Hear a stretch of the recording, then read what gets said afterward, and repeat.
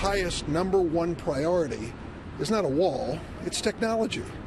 We have to reach the point where the trucks and cars coming into the United States are scanned to make certain they're not bringing in narcotics, weapons, or people.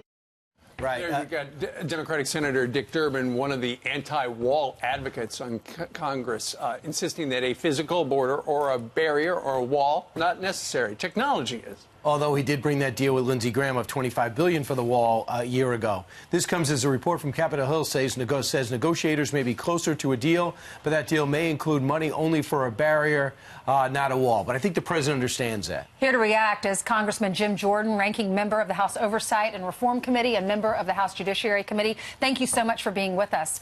We wanted to... Congressman, we wanted to ask you about this because now Democrats, some of the folks that are anti-wall, now they're saying it is a regional crisis down there. You remember at first they said no crisis, now they're saying regional crisis, but not a national emergency. What's your response?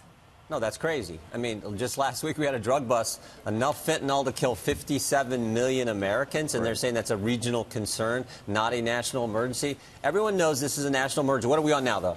The fifth caravan, I think. Yeah. So you just had to watch the news the last several months to know this is an emergency. The president knows it. This is why he was elected. This is the central issue. And as he said the other night in a great speech, he said he's committed to getting the wall built. That's what we got to do. Sure. So, Henry Cuellar says they're still on the president. But says I think there's a path forward, but people need to understand we're not going to be able to give the president $5.7 billion. I'm telling you, it's no way. So is there a number in between that the Freedom Caucus and Jim Jordan will be okay with? Yeah, we'll look at it, but you have to understand what we're dealing with today. 10 years ago, all the Democrats were for exactly what we're for, what the American people want, most importantly, what the president campaigned on and won on. We need a border security wall. But look at their positions. Blumenauer says, oh, we're going to abolish ICE. Their candidate for president campaigned on a borderless hemisphere, even though 10 years ago she said we need money for a barrier, money for a wall.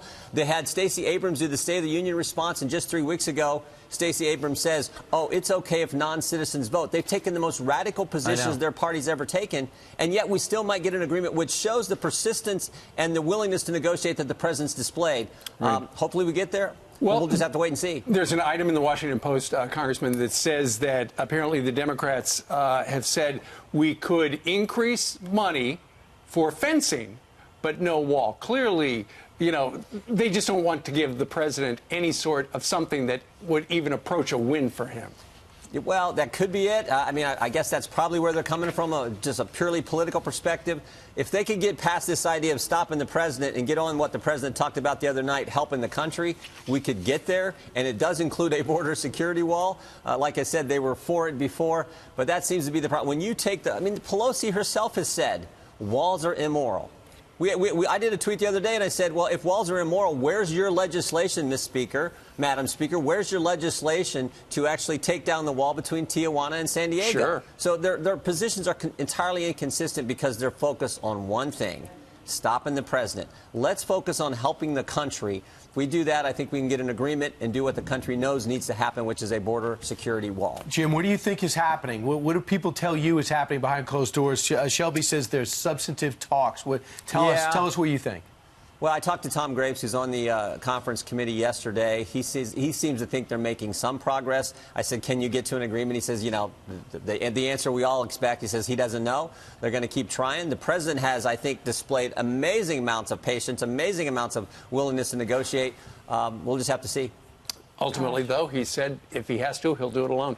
Jim Jordan, thank you very much for joining us today from Statuary Hall. Thank you. Thank you so much.